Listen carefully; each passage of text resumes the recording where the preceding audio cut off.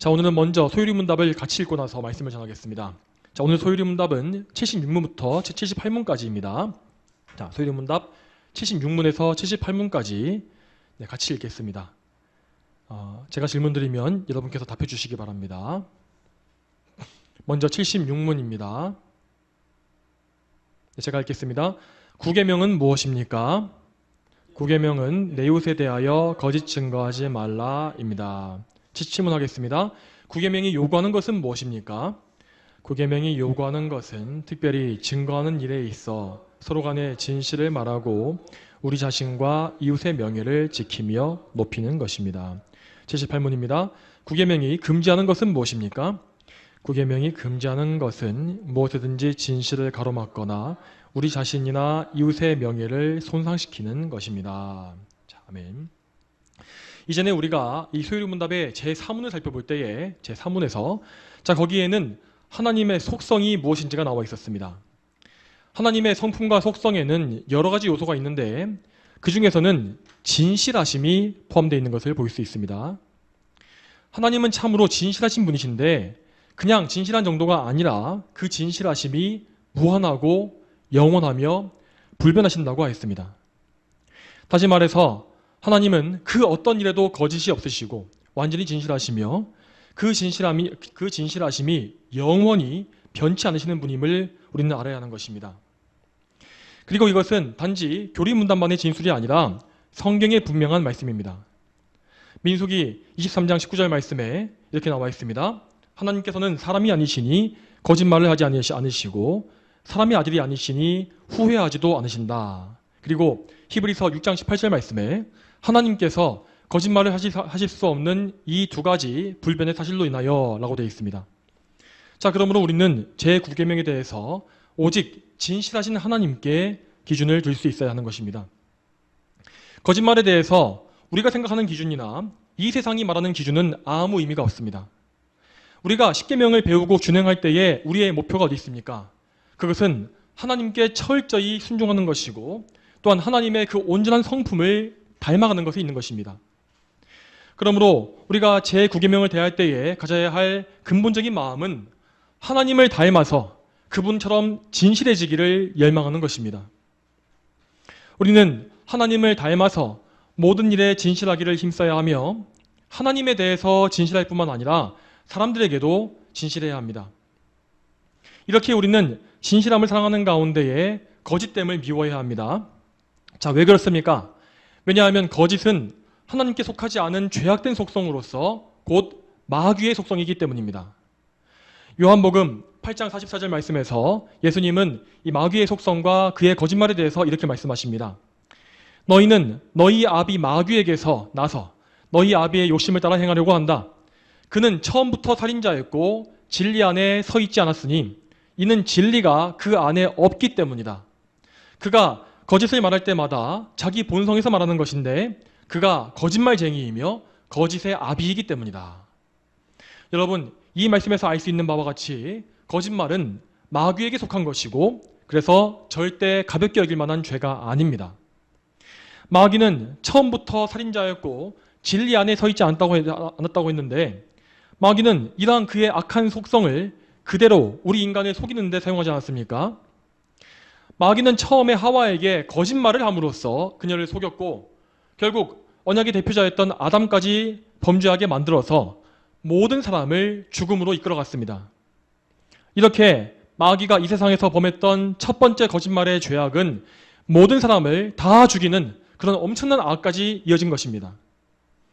여러분, 이러한 성경의 진리를 볼 때에 우리는 거짓말의 심각성에 대해서 성경적인 인식을 명확히 가져야 할 것입니다. 제가 이렇게 강조하는 이유는 오늘날 이 세상에서 거짓말의 죄를 너무나 가볍게 여기고 있기 때문입니다. 특히 이 대한민국과 같이 기독교의 뿌리가 깊지 않은 나라에서는 이러한 성향이 더더욱더 두드러지지 않습니까? 그래서 우리 역시 자칫 잘못하게 되면 이러한 세상의 죄악에 영향을 받고 휩쓸릴 수가 있다는 것입니다. 그렇지만 성경은 분명히 거짓말을 다른 모든 흉악한 죄와 동등한 큰 죄로 여기고 있으며 또한 그것을 지옥에 들어갈 죄라고 선포합니다. 요한계시록 21장 8절 말씀에 이렇게 나와 있습니다. 그러나 두려워하는 자들과 믿지 않는 자들과 혐오스러운 자들과 살인자들과 음행하는 자들과 점술하는 자들과 우상숭배자들과 모든 거짓말쟁이들의 받을 것은 불과 유황이 타는 못 안에 들어가는 것이다. 이것이 둘째의 사망이다. 이렇게 우리는 진실함과 거짓됨에 대한 성경의 증거와 그 말씀들을 명확히 알고 받아들여야 합니다. 그리고 이러한 전제하에서 우리가 알아야 할 사실은 우리가 하나님의 마음에 합할 때에만 진실할 수가 있다는 것입니다. 절대적으로 참된 진리는 오직 하나님께만 있습니다. 아담의 범죄 이후에 죄에 속한 사람은 진리를 상실했으며 거짓의 아비인 마귀에게 속해서 그의 거짓만을 따르게 되었습니다.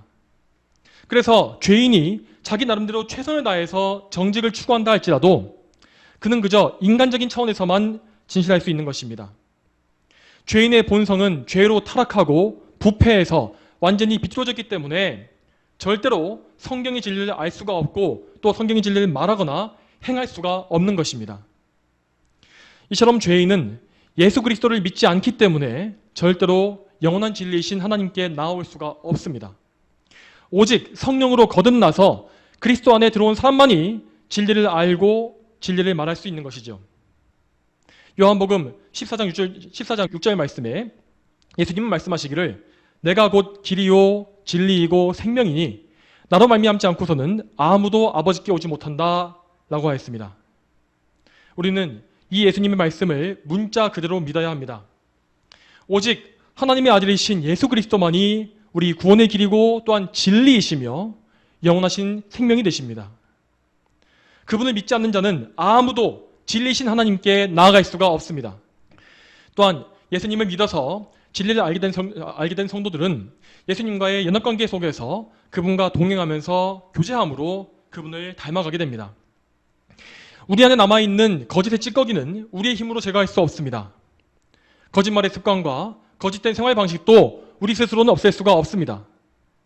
오직 예수님 안에서 성령님을 통해서 성화되어 갈 때에 우리는 더욱더 진실해질 수 있고 모든 면에서 예수님의 형상을 닮아갈 수 있는 것입니다. 이와 반대로 예수님을 믿지 않는 것은 거짓에 속하는 것이고 또한 제9계명을 어기는 가장 극심한 죄라는 사실을 알아야 합니다. 왜냐하면 예수님을 믿지 않는 것은 스스로 거짓말을 하는 것이기도 하지만 동시에 하나님을 거짓말쟁이로 만드는 것이라고 했기 때문입니다.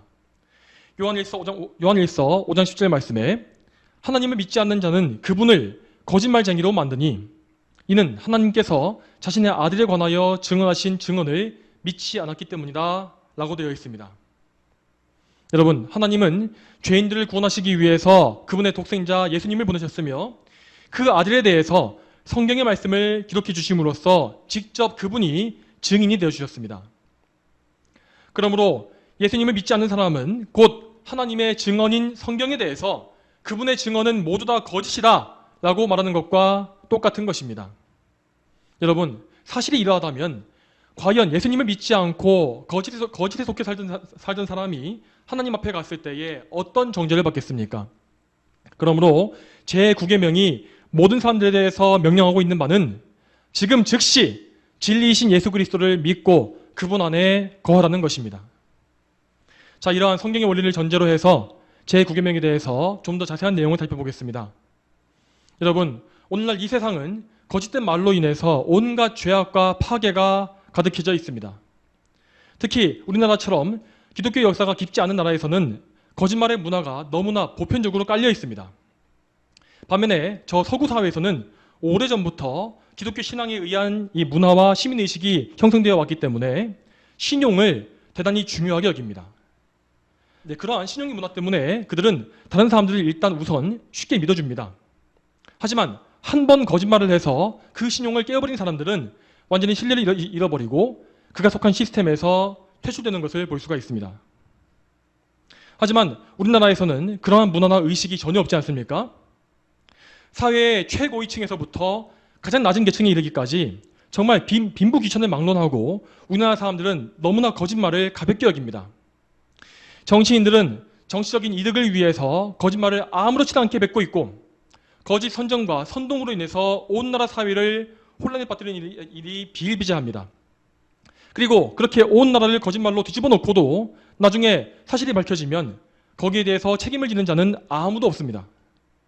그리고 국민들은 그러한 정치인들의 거짓말을 비난하지 않습니까? 그런데 사실 일반적인 국민들도 다 거짓에 깊이 빠져 있다는 사실을 알아야 합니다. 어리석게 선동을 당해서 거짓에 동조하는 건 역시 사실은 국외명을 범하는 것이고, 또한 그런 거짓된 정치인들을 선거에서 또 찍어주는 건 역시 죄를 짓는 것입니다. 또한 이 나라 국민 중에서 크고 작은 사기 범죄가 얼마나 많습니까? 거짓말로 다른 사람을 잘 속이는 것이 세상을 사는 지혜라고 생각하고, 적당히 요령껏 사기치는 것을 걸리지만 않으면 된다고 하는 인식이 너무나 보편화되어 있습니다. 자, 여러분, 하지만 우리나라가 이렇게 거짓에 쪄들어 있는 가장 근본적인 이유는 사실상 교회가 올바른 역할을 하지 못하기 때문입니다. 이 나라 기독교 안에 얼마나 거짓의 죄가 가득한지 모릅니다. 여러분, 왜 우리나라 이 기독교에는 온갖 종류의 이단이 창궐하게 된 것일까요?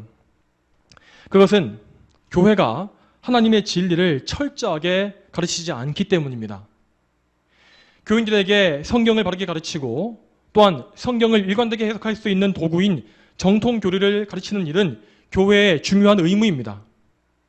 이러한 의무를 등한히 하는 것은 결국 구계명을 범하는 것이고, 더 나아가서 대다수의 교인들을 거짓말에 무방비로 노출시키는 큰 죄를 짓는 것입니다. 그렇지만 이 나라 교회는 너무나 오랫동안 이러한 죄를 지어왔습니다. 우리 믿음의 선조들이 지켜왔던 체계적인 교리 교육을 내팽개쳐버리고 오직 체험 중심의 신앙과 기복주의 신앙, 번영주의, 또한 이 세상의 온갖 문화를 교회 안에 끌어다 놓은 결과가 어떤 열매를 맺고 있습니까? 자, 여러분, 모든 거짓말 중에서도 하나님의 진리를 왜곡하는 거짓말은 가장 악하고 파괴적인 것입니다. 그런 거짓말을 내뱉는 거짓 사역자들이 받을 심판은 정말로 무서울 것입니다. 여러분, 그러면 우리 성도들은 어떠해야 하겠습니까? 성도 여러분은 거짓과 진리를 분별할 수 있는 분별력을 갖추고 계십니까? 그렇지 않다면 혹시 계속해서 이 교회 저 교회를 기웃거리면서 온갖 종류의 신학을 맛보는 식으로 신앙생활하고 있지는 않습니까? 여러분, 오늘날은 정말 이 설교의 홍수를 이루고 있다고 할 만큼 온갖 메시지가 넘쳐나고 있습니다. 그런데 우리가 그 메시지에 대해서 정말 중요하게 여길 바가 무엇이냐면, 자, 그것이 과연 성경의 진리에 비추어 보았을 때에 그것이 진리인가 거짓인가 하는 문제인 것입니다. 우리는 성경만을 오직 절대적인 진리로 믿어야 하며 성경의 절대성을 부정하는 모든 메시지를 거부해야 합니다. 성경에 이 세상의 철학을 섞거나 또한 요즘에 유행하는 대로 진화의 이론을 융합하는 것, 그리고 성경의 기적을 믿지 않는 등의 모든 가르침을 우리는 멀리해야 하는 것입니다. 동시에 우리는 성경을 바르게 해석하고 이해하며 실천할 수 있는 원리를 따라야 합니다. 그러한 원리와 개념을 바르게 세우기 위해서 우리는 지금 이렇게 웨스트민스터 소리문학과 같은 기본 교리를 배우고 있는 것이죠. 이러한 개혁교회의 교리와 신앙고백 등이 중요한 이유가 무엇이겠습니까? 그것은 이것이 교회사 속에서 검증됨으로써 가장 안전하고 표준적인 교리로 공인되었기 때문입니다. 이렇게 귀중하고 너무나 유용한 유산을 사용하지 않는 것은 우리 자신을 위험에 빠뜨리는 일이고, 또한 성경을 잘못 해석할 수밖에 없는 미혹으로 스스로 빠지는 것과 똑같습니다. 다음으로 이웃의 명예를 지키는 것이 무엇인지를 생각해 보겠습니다. 오늘 살펴보고 있는 교리문답은 우리 자신과 이웃의 명예를 지켜야 할 것을 명령하고 있습니다. 이것에 대해서는 제9계명의 문자적인 의미를 살펴보는 것이 중요합니다. 제9계명이 직접 말하는 바는 바로 거짓 증언을 금하는 것입니다. 이것은 법전적인 용어로서 법정에 세워진 증인이 이웃에 대해서 거짓 증언하는 것을 금지하는 일입니다. 거짓 증언은 이웃을 해치려고 하는 악한 의도에서 나온 것이므로 가장 심각한 죄로 취급되었습니다. 그것은 곧 이웃의 명예를 크게 훼손하는 것이며 이웃의 삶을 파괴하는 끔찍한 결과를 초래하기 때문입니다. 자, 여러분, 그리고 당연히 이 말씀은 단지 법정에서만 지켜져야 하는 것이 아닙니다. 우리는 우리 이웃에 대한 모든 거짓말을 철저히 금하고 더 나아가서 우리 이웃의 명예를 높여주기 위해서 최선을 다해야 합니다. 그렇기 때문에 우리가 주변에서 흔히 볼 수 있는 뒷담화나 남에 대한 비방과 중상모략 등은 그리스도인들에게 전혀 합당한 것이 아닙니다. 우리는 그러한 거짓말을 직접 하지 않을 뿐만 아니라 또한 그런 말을 쉽게 믿지도 말아야 합니다. 그리고 그렇게 남을 험담하는 자들을 책망해야 할 것입니다.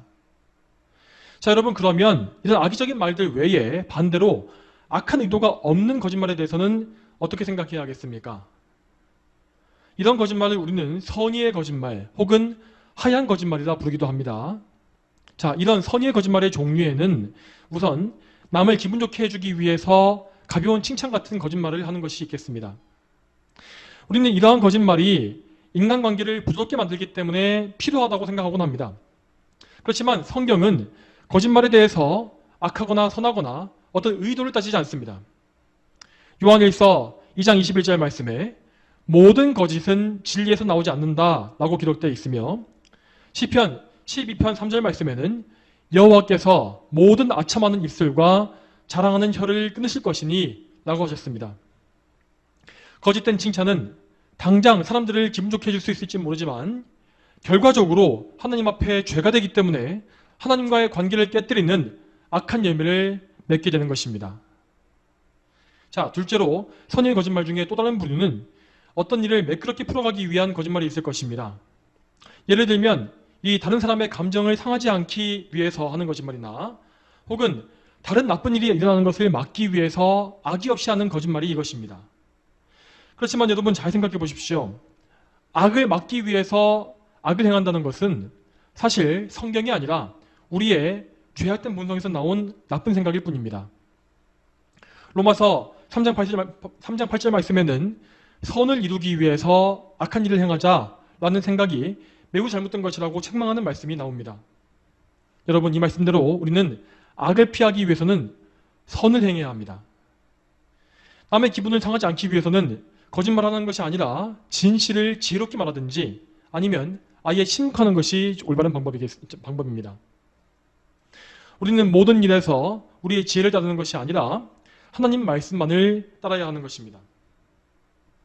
자, 그런데 선의의 거짓말 중에서 가장 어려운 예는 바로 극단적인 위기에 처했을 때 하는 거짓말일 것입니다. 성경의 예를 들자면 이집트의 산파들이나 라합의 경우를 들 수 있습니다. 자, 우선 말씀드릴 것은 이 성경은 이 사람들을 믿음의 사람이라고 칭송한다는 사실입니다. 그렇지만 동시에 성경은 절대 거짓말 자체를 옹호하지 않습니다. 자, 첫 번째로 이스라엘의 남자아이들을 살려주었던 산파들, 그들의 경우에는 그런데 그들은 이 거짓말을 한 것이 아니라 진실을 일부 감춘 것입니다. 그들이 말했던 대로 히브리 여인들이 건강해서 아이들을 빨리 낳는 것은 사실이었습니다. 하지만 그들은 히브리 남자아이를 죽이라는 바로왕의 명령에는 불복종했는데 그들은 이것에 대해서 단지 바로왕에게 말을 하지 않은 것입니다. 이렇게 함으로써 그들은 거짓말을 하지 않으면서도 지혜롭게 선을 행한 것이죠. 또한 라합의 경우에는 그녀는 분명히 거짓말을 한 것이 맞습니다. 라합은 이스라엘의 전통꾼들을 지붕 위에 숨겨놓고서 그들이 성 밖으로 나갔다고 말했기 때문에 그것은 여지없이 거짓말이 맞습니다. 자, 성경은 우선 그녀의 거짓말 자체를 옹호하진 않습니다. 히브리서 11장 31절 말씀을 보게 되면 이렇게 나와 있습니다. 믿음으로 기생 라합은 정탐꾼들을 평안하게 영접함으로써 불순종한 자들과 함께 멸망을 당하지 않았다. 자, 그런데 이 말씀은 라합이 정탐꾼들을 평안하게 영접한 것에 대해서만 말할 뿐이지 그녀가 했던 거짓말에 대해서는 일체 언급하지 않는 것을 볼 수 있습니다. 자, 다시 말해서 성경은 라합의 거짓말을 용인하진 않고 있습니다. 그렇지만 그녀는 믿음으로써 하나님을 두려워했고 또한 이웃을 사랑하는 마음으로 이 일을 행했기 때문에 하나님의 용서하심을 받은 것입니다. 사실 아주 드물긴 하지만 우리 성도들 역시 라합과 같은 상황에 맞닥뜨리는 경우가 있을 수 있습니다. 예를 들면 이웃의 생명을 위협하는 악인들에게서 우리의 이웃을 지켜줘야 되는 경우나 아니면 군인으로서 국가의 비밀을 지켜야 하는 경우 등이 있을 것입니다. 당연히 이런 경우에는 진실을 말하면 안 되겠죠.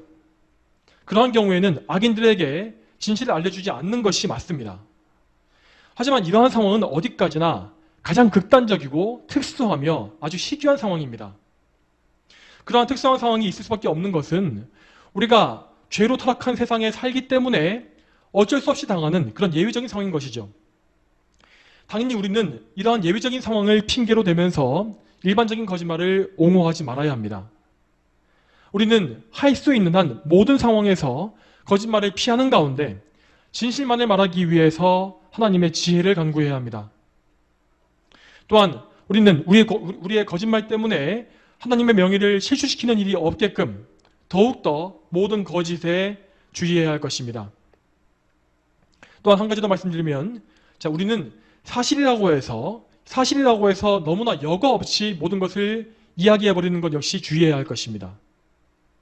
어떤 사람은 자신이 너무나 솔직한 사람이라고 포장하면서 남에게 상처를 주는 말을 남발하는 것을 볼 수 있습니다. 하지만 그런 것은 솔직한 것이 아니라 무절제한 것이고 사랑이 없기 때문에 그런 것입니다. 참된 사랑을 소유한 성도는 남의 잘못을 지적할 때에도 그 사람의 마음을 최대한 고려하고 또한 기도하면서 조심스럽게 말하게 될 것입니다. 그리고 가장 이야기하기 좋은 때를 기다리는 것 역시 지혜로운 자세일 것입니다. 또한 남의 명예를 지켜주기 위해서 비밀로 지켜야 할 것이 있다면 끝까지 비밀을 지키는 것 역시 사랑이겠죠. 그리고 성도 여러분, 우리는 특히 교회 안에서 정말로 말을 조심해야 할 것입니다. 교회는 주님의 몸이고 하나의 생명체입니다. 마치 우리의 몸이 아주 소량의 독극물만으로도 큰 해를 받을 수 있는 것처럼 우리 교회 역시 우리의 잘못된 말 때문에 큰 해를 입을 수 있다는 사실을 우리는 기억해야 할 것입니다. 그러므로 교회 안에서 형제들과 대화할 때에는 단어의 선택 하나하나를 주의하면서 정말 신중하게 말해야 합니다. 과격한 표현이나 노골적인 묘사 혹은 감정적으로 격양돼서 하는 말 등등 연약한 형제를 실족시키거나 영적으로 상처 줄 수 있는 말들은 극히 주의해야 합니다. 이것은 결코 과도한 제한이 아닙니다. 예수님은 분명히 우리에게 모든 말을 은혜롭게 하라고 명하셨기 때문입니다. 골로새서 4장 6절 말씀에 너희는 언제나 소금으로 맛을 내는 것과 같이 은혜롭게 말을 하여라. 그러면 너희가 각 사람에게 어떻게 답해야 할지 알게 될 것이다 하셨습니다. 그러므로 우리는 형제들과의 대화에서 마치 우리 주님께서 우리에게 말씀하시는 것처럼 그렇게 거룩하게 말하기 위해 주의를 기울여야 합니다. 우리 주님의 몸을 위해서 그리고 나의 형제를 위해서 말을 절제하는 것 역시 우리 그리스도인이 갖춰야 할 사랑의 모습인 것입니다. 성도 여러분, 오늘도 우리는 하나님의 계명에 대해서 성경의 말씀과 그 실제적인 적용 사항들을 살펴보았습니다. 여러분, 매번 그렇지만 오늘도 우리는 하나님의 계명 앞에 설 때에 우리의 무능함과 또한 죄악된 본성을 발견하게 됩니다. 우리는 구계명에 대해서도 매일 죄로 넘어지며 하나님의 계명을 어기고 있는 것입니다. 우리는 너무나 쉽게 거짓말을 하고 있고 거짓에 속고 있으며 진리를 멀리하지 않습니까? 설령 우리가 정말 주의함을 통해서 하루 종일 거짓말을 하지 않았다 할지라도 우리가 진리이신 하나님을 완전히 사랑하지 못한 것 자체가 구계명에 어긋나는 죄라 할 수 있습니다. 그러므로 오늘도 우리는 우리가 구계명에 대해서 떳떳하다고 하는 그런 교만한 마음을 버리고 오직 우리 구주 예수님만을 바라보아야 할 것입니다. 우리 예수님은 이 땅에 계시는 동안에 그 어떤 거짓도 말하지 않으셨으며 특히 십자가의 고난을 받으실 때에도 끝까지 진실하셨습니다. 그분은 온갖 거짓말로 고발을 당하셨는데 사실 예수님은 충분히 진실만 말씀하시면서도 당신을 고발하는 자들의 거짓말을 다 깨뜨릴 수 있었습니다. 또한 빌라도 앞에서도 얼마든지 예수님은 진실을 항변하시면서 석방되실 수가 있었습니다. 그렇지만 그분은 오직 자신을 희생제물로 내어주시기 위해서 침묵하셨으며 또한 하나님의 영광을 위한 선한 고백만을 하셨다고 되어 있습니다. 여러분, 그분이 하나님의 영광을 위해서 또한 우리의 구원을 위해서 얼마나 자기를 부인하고 절제하셨는지를 보시기 바랍니다. 마태복음 27장 12절에서 14절까지 말씀에 이렇게 나와 있습니다. 예수께서는 대제사장들과 장로들이 자신을 고소하는 것에 대해서는 아무것도 대답하지 않으셨다. 그때 빌라도가 그분께 말하기를 저들이 너에 대하여 얼마나 많이 불리하게 증언하는지 듣지 못하느냐 하였으나 예수께서 그에게 단 한마디도 대답하지 않으시니 총독이 매우 놀랐다. 이 말씀과 같이 예수님의 언행은 철저히 진실하고 또한 절제되었으며 또한 철저히 하나님의 영광을 위해서만 말씀을 하셨습니다. 또한 예수님은 그분의 언행을 통해서 참된 이웃사랑, 곧 우리의 구속을 이루시기 위해서 정말 모든 힘을 다하셨습니다. 또한 그리고 그 고통의 십자가 위에서도 예수님의 언행은 한결같이 진실하셨고 하나님의 계명에 합치했습니다. 예수님은 최후에 다 이루어졌다라고 말씀하셨는데 이 말씀대로 정말 예수님은 하나님의 구속 계획을 다 완수하심으로써 우리를 위한 속죄와 우리를 위한 의를 모두 이루어내신 것이었습니다. 이렇게 우리 예수님께서 우리를 대신해서 구계명을 철저히 준행해 주셨기 때문에 우리는 하나님 앞에 구계명을 다 지킨 것으로서 인정받게 된 것입니다. 또한 우리는 예수님께서 제 구계명을 어긴 우리의 죄를 다 대신 담당하셨다는 사실도 믿어야 할 것입니다. 자, 왜냐하면 예수님께서는 십자가에 못 박히실 때에 분명히 거짓말쟁이라고 정죄를 받으신 바 되었기 때문입니다. 예수님께서 유대인의 공회에 끌려오셔서 대제사장의 신문을 받으실 때에 예수님은 장차 그분께서 다시 오실 날에 대해서 진리를 증언하셨습니다. 그런데 그 진리의 말씀에 대해서 대제사장은 자기 옷을 찢으면서 이 사람이 하나님을 모독하였으니 우리가 무슨 증인들을 더 필요로 하겠느냐 하였고 또한 주변의 사람들도 동조하며 말하기를 이 사람은 사형을 받아야 합니다 라고 하였습니다. 여러분, 하나님을 모독하는 것, 즉 신성 모독이라는 것은 하나님에 대해서 사악한 거짓말을 하는 것을 의미합니다. 즉 예수님은 유대인의 공회에서 사악한 거짓말쟁이로 정죄받으시고 사형을 언도받으신 것입니다. 또한 예수님은 분명히 당신께서 유대인의 왕이라 하셨고 그 말씀은 진리였습니다. 그분은 혈통상 다윗의 자손으로서 오신 분이시고 또한 참된 유대인들의 모임인 교회의 왕이시기 때문입니다. 자, 그런데 빌라도가 이 사실을 그분의 죄패에 기록한 것에 대해서 유대인들이 또다시 시비를 거는 것을 볼 수 있습니다. 요한복음 19장 21절 말씀에 유대인의 대제사장들이 빌라도에게 말하기를 유대인의 왕이라고 쓰지 말고 자칭 유대인의 왕이라고 쓰십시오 라고 하였으니 이처럼 예수님은 두 번, 세 번 반복해서 거짓말쟁이로 조롱당하시고 정죄를 당하신 것입니다. 그렇지만 우리가 알고 있는 바와 같이 예수님은 단 한 번도 거짓말을 하신 적이 없습니다. 그분께서 이렇게 거짓말쟁이라고 정죄당하신 이유는 우리들의 거짓말한 죄를 그분께서 대신 담당하셨기 때문입니다. 우리의 모든 거짓말과 심지어 우리가 하나님의 신성을 모독했던 가장 사악한 거짓말을 했던 것까지도 예수님은 다 대신 담당하시고 십자가에 못 박히셨습니다. 예수님은 이처럼 우리의 모든 죄에 대한 형벌을 다 받으시고 하나님의 저주와 심판을 당하셨습니다. 그리고 우리의 죄를 씻으시기 위한 희생제물이 되셔서 속죄의 피를 아낌없이 흘려주셨습니다. 여러분, 예수님의 그 피는 우리의 온 몸과 온 영혼에 뿌려짐으로써 우리를 정결하게 하는 피입니다. 예수님의 보혈은 악하게 거짓말하였던 우리의 입술과 혀에도 뿌려졌고 또한 거짓을 품었던 우리의 마음에도 뿌려졌습니다. 그러므로 우리는 이제 예수님의 공로와 그분의 피로 말미암아 완전히 정결하게 되었고 또한 완전한 속죄를 얻음으로써 하나님 앞에 온전하게 된 것입니다. 우리는 지금도 제9계명을 날마다 어기고 있고 절대 완전히 진실할 수 없지만 하나님은 예수 그리스도의 의로 말미암아 우리를 완전히 진실한 자로 여겨주십니다. 그러므로 예수님 안에 있는 우리에게는 결코 다시 정죄함이 없다고 했습니다. 우리는 그러므로 다시는 거짓말쟁이라고 정죄당하지도 않을 것입니다.